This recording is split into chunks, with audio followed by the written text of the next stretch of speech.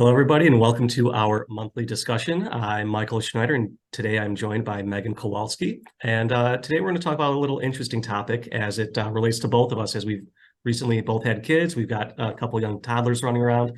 And today we want to talk about financial literacy for young kids, maybe not, 4 or 5 months, but, as they get a little bit older, and that just different things that we can talk about with our kids about educating them about money, about investing, about savings, and not making it such a foreign topic for them at a young age. So with that, Megan, I think, can you talk to us a little bit about what you've seen from a sort of a teaching standpoint, and what's the difference between, learning at home versus learning at school?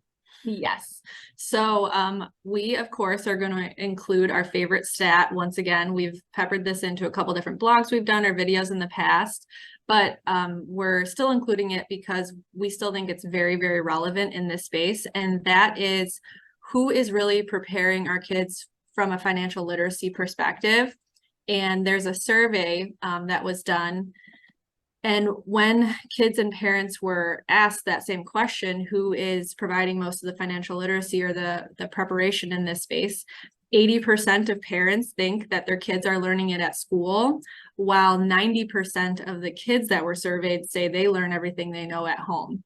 So what does this tell us? There's clearly a huge disconnect that many of these kids are not receiving any preparation with respect to their finances and preparing them for financial success in the future. So what that means for you at home is while you are getting back into your routines with back to school, one additional thing to add is just trying to include financial literacy when and where you can. We're going to cover today with a few different tips with how to raise money smart kids. And in the future, we are looking to put together, hopefully, some additional tips or resources with helping kids along the way while they grow into this space. Mm-hmm. And, again, as we said, this necessarily isn't supposed to be applied to, your brand newborns. But as kids get older, have a little bit more idea about money, sort of what it is, what it's used for, that's when you can start, I think, having some more serious conversations. I remember when I was younger, growing up, I was probably, 4 or 5. And the reason I remember this is because nobody lets me forget it. The ice cream truck came around town, around our neighborhood. And I went up to there. I said, I wanted the ice cream sandwich, and I gave the guy a nickel, and it was, I think, $1.50. And again, one of those teaching opportunities, you could call it. But really, what we're looking for from starting early from a financial literacy standpoint is to help kids understand really what money is used for, why you need to sort of pay for certain things. As an example, I went to the grocery store recently with my 3.5-year-old, and, we filled up the shopping cart, and we get in line. He says, well, why do you have to wait in line? And so you have to pay for food.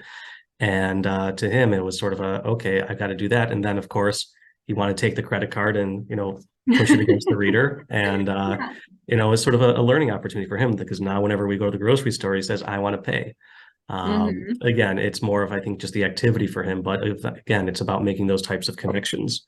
And from like a saving standpoint, it's we have a little piggy bank for him that, we like to fill up. And again, it's one of those where you say, all right, you save enough, you can buy a toy, and you try to make those types of connections.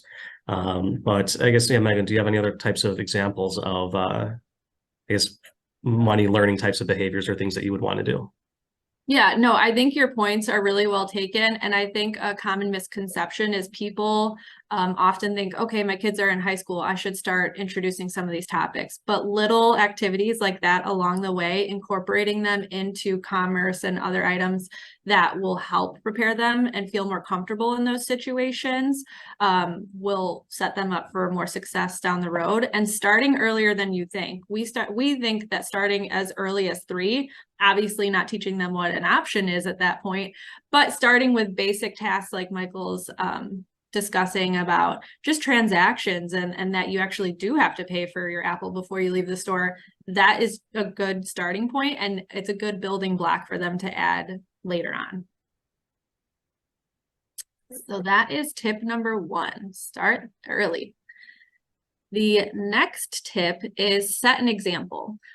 So this is really important to model financial responsible behavior, but most importantly, to communicate what you're doing. So Michael and me are again going through this similar thing where when you're raising really, really young kids and they're first learning how to talk, you are constantly repeating the same words, ball, ball, ball, multiple times until they finally register, oh, that's a ball. And eventually I'll communicate that.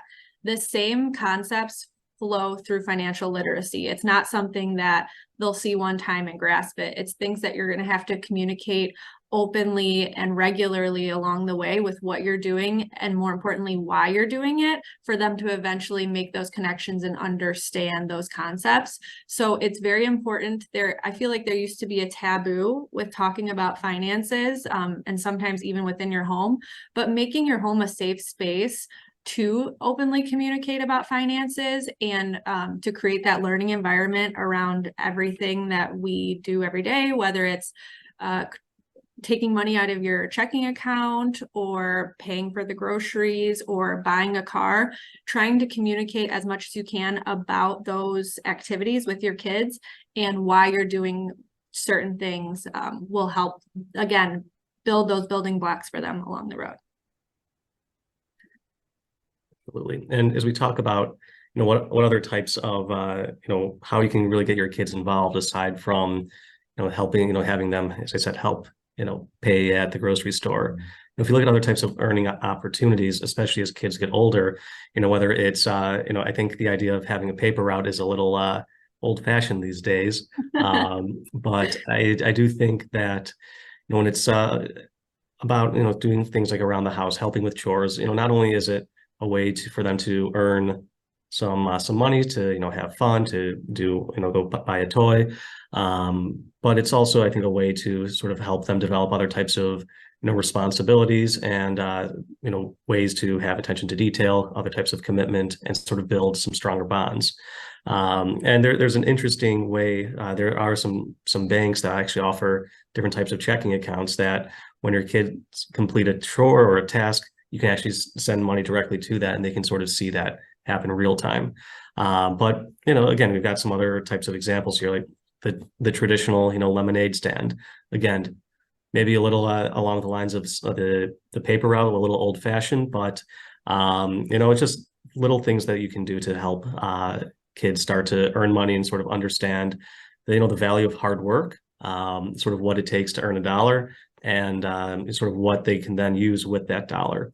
And from there, it is again, something we're not saying, hey, listen, you need to start opening up brokerage accounts, buying stocks, bonds, options, and whatnot, but just to have an idea of really just how money works, and again, really what we are looking to achieve is more of a level of comfort with money, so that as kids do get older and they have to start making more of these financial decisions, that they are better prepared. Mm-hmm. I totally agree with that. And I think it's just encouraging the right behavior. So if they're being like rewarded, obviously, for earning, and you're matching that, that just helps encourage them to want to do it more and more. And that's eventually going to help them transition when they leave the nest and they're going to have to support themselves. They'll already be comfortable with participating in their own expenses by that point. So those would be helpful. And we wanted to pull this picture. I was going to joke or tease JR because his first job was running a paper route through his neighborhood, but we pulled that as a homage to that. So if you see him, feel free to tease him about that. But lemonade stands too. Again, it will entice the entrepreneurial spirit in your kids and just help them feel more comfortable over time. So our fourth tip we want to cover is just helping them understand needs versus wants. So just like the little girl in this picture, we all always want the burger over the apple.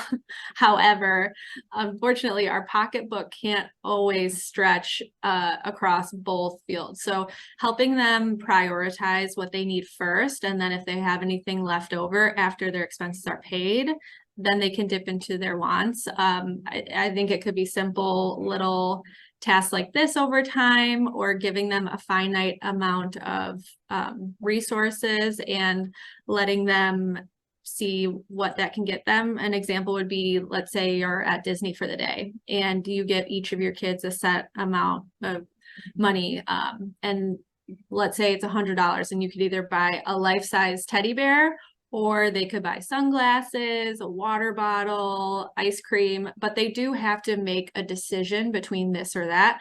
That is obviously going to carry forward in their future with other decisions. So not only understanding just needs versus wants, but also that there are finite resources in certain cases, and you do have to make decisions will help. Yeah, I usually want the burger over the apple, more for the taste as opposed to the money The side of health things. benefits. Yes, yes, yes. So, with that in mind, I want to thank everybody for joining us again. And as Megan said, as we look to bring more types of financial literacy content to all of you, any types of suggestions or things that you would like to learn more about, please let us know. Thank you. Have a great one.